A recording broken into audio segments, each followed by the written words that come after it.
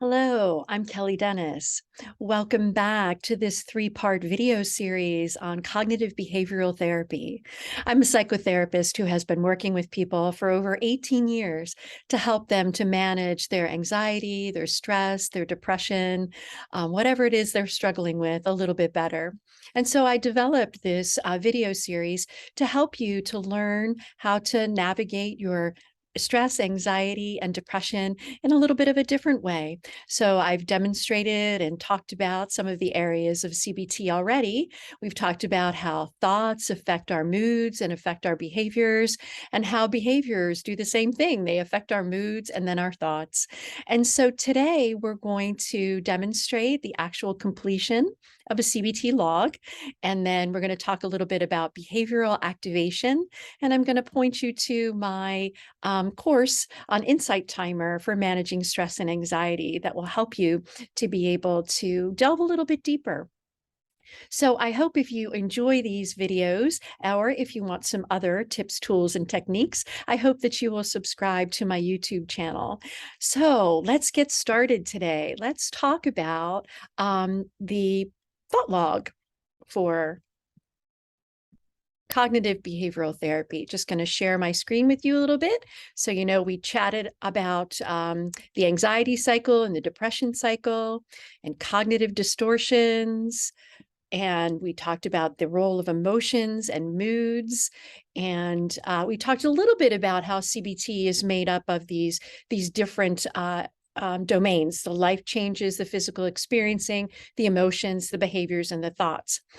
And so today I'd like to use something called the 5 aspects, and it was developed by Christine Podesky. And I think, there's lots of different ways to look at a CBT log in CBT, but I like this one the best. I think it really kind of shows you how everything is connected, and then the different domains and how they work with each other. So the situation is really easy. It's the who, what, where, when. The thoughts and images is what went through your mind at the time, what disturbed you or distressed you. And then moods and emotions, as we talked about, disappointment, anger, fear. And then the behaviors, what you did or you didn't do. So sometimes we have things that help us cope and get through, and they're very adaptive. But a lot of times we do things like we do too much of one thing, or we try to avoid something. So what were the behaviors that you engaged in? And then what were the bodily sensations, the physical sensations in your body that you experienced when you were going through this distressing situation? The other thing that's really helpful in CBT is that we try to get some distance from our thoughts. We try to become observers of our thoughts. So a lot of times when things are up in our head or they're happening, the situation's happening, we really get attached to these things that we're thinking. And Socratic questioning can help us to be able to get some distance and to attach from those thoughts so that we can look at them a little bit. So you can, like I mentioned in the other videos, you can go ahead and screenshot this, or you can come back and watch the video again when you're going through your own thought log. But here are some questions that might be helpful to ask about that particular thought. And you'll see this in the example. So this is the expanded thought log. And so I put all of Christine Podesky's stuff together, and I put it into this expanded thought log. So you'll see that we have various columns. And so we have a column for the situation, the thoughts, the images that went through your head, the emotions and physical sensations. And the emotions you're going to rate on a scale of 0 to 10. And so 0 is no emotion, so you wouldn't be writing it down. And 10 is the most you've ever felt. And then we have a column for the behaviors. So are you engaging, or did you engage in compulsive behaviors? So too much of a behavior, too much eating, too much of whatever. And then there are those avoidant behaviors, the isolating, the procrastinating, the escaping. Then we have what's called an adaptive response. So we're going to use the cognitive distortions, and we're going to see, what distortions we're making. And then we're going to ask ourselves some of the Socratic questions about those thoughts that were happening during this situation. And then once we work through it this way, we're then going to skip down to the bottom and we're going to come up with alternative healthy thoughts. So we're going to reframe that dysfunctional thought or that unhelpful thought using that adaptive response section, that Socratic questioning and cognitive distortions. And then we're going to come up with an alternative healthy behavior. So instead of doing something that's compulsive or avoidant, where can we find something that's healthy, that's helpful for us? And then at the end, you go ahead and you take a look at your response. So what are your emotions now? What sorts of thoughts and behaviors do you have or are you engaging in after working through it in this way? So I thought it might be helpful to have a little bit of an example for you. So this example comes from a gal. She had a very important presentation to give at work. And she ran into some traffic and she knew she was going to be late at work. So the situation is thinking that she's going to be arriving late for an important presentation at work. And as this was happening, as she was sitting in the car, her thoughts were, how could I be late? I might get fired. I'm an idiot. And so she rated those emotions. Anxious was an 8 out of 10. So that was pretty high. Sad was a 7 out of 10. So that was pretty high too. And the physical sensations she noticed was her heart was racing. She had sweaty palms, a dry mouth.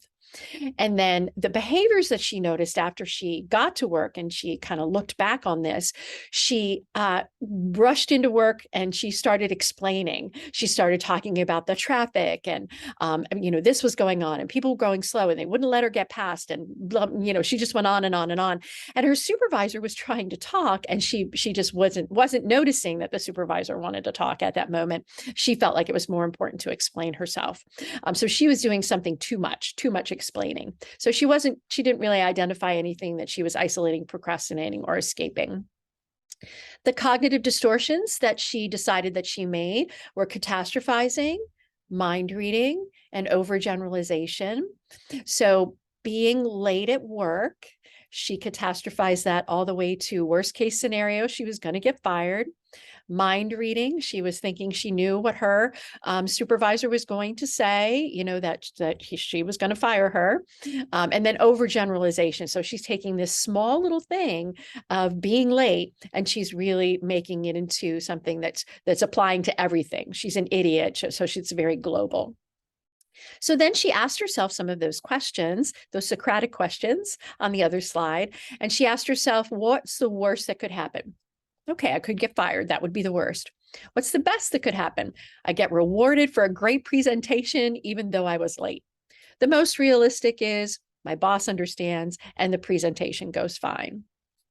So after she works through it in this way, she comes down and she thinks about, okay, what's an alternative healthy thought? How can I reframe that I could be late?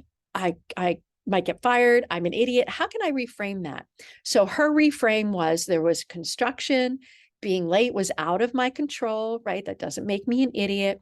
My boss is understanding and reasonable and will not fire me for being late once.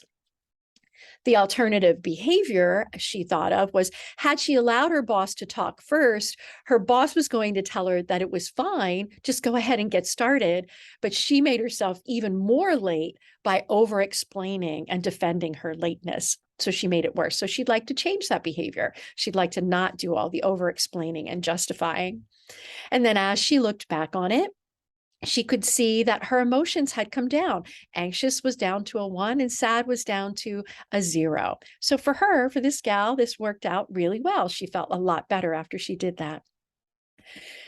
So something else that we talk about in cognitive behavioral therapy that comes up a lot for me with my clients, people will often say to me, how do I motivate myself to do the things that I know that I really ought to be doing? So for instance, if you have anxiety and you really know that you ought to be going out and you ought to be interacting with people more because, it will eventually make you feel better. Or if you've got depression and you just can't get out of bed, how can you make yourself more motivated to do these things? So we engage in something that's called behavioral activation. So we have 3 different kinds of activities that we think about. We have activities that bring us pleasure or enjoyment. We have activities that make us feel like we've accomplished or mastered something. And then we have social activities that actually make us feel connected. So what you do with behavioral activation is you make a list of one activity from each category. So you don't overwhelm yourself. You just come up with those three things. So an activity for each category. And then you decide a day that you're going to make an effort to try one of these activities. And so before you start, you rate your level of enjoyment, accomplishment, or connection, depending on which activity you're choosing, on a scale of 1 to 10. So 1 being you don't think you're going to enjoy it at all, or you don't think you're going to accomplish anything, or you don't think you're going to feel connected, to 10 is it's going to be great, right? And then you do the same thing. You engage in the activity, and then you do the same thing after the activity. You rate it on a scale of 1 to 10. Then you rate your mood on a scale of 1 to 10 afterwards. So 1 being very little anxiety or depression, and 10 being the most that you've ever felt. So you rate the mood as well as your effort of enjoyment, accomplishment, or connection. Keeping track of it in this way for 2 weeks can really help your mind recognize that behaviors can change your mood in a positive way. And what this does is it reinforces the motivation, right? So the next time you're laying in bed and go, I really don't feel like doing it, you can remind yourself, well, yesterday, I decided to get out of bed and play with the dog for 5 minutes, and I really had like an 8 of enjoyment on my scale. And so you can kind of remind yourself that, and that can help you to be motivated to try it again. And then over time, you just increase the amount of activities you're doing, and before you know it, you're doing things and you're accomplishing things and you're enjoying life just a little bit more. The most difficult thing for most people is that first attempt at trying. It's really easy to talk ourselves out of it. But once you get going and you do it and you rate it in this way, most people find that their motivation does improve.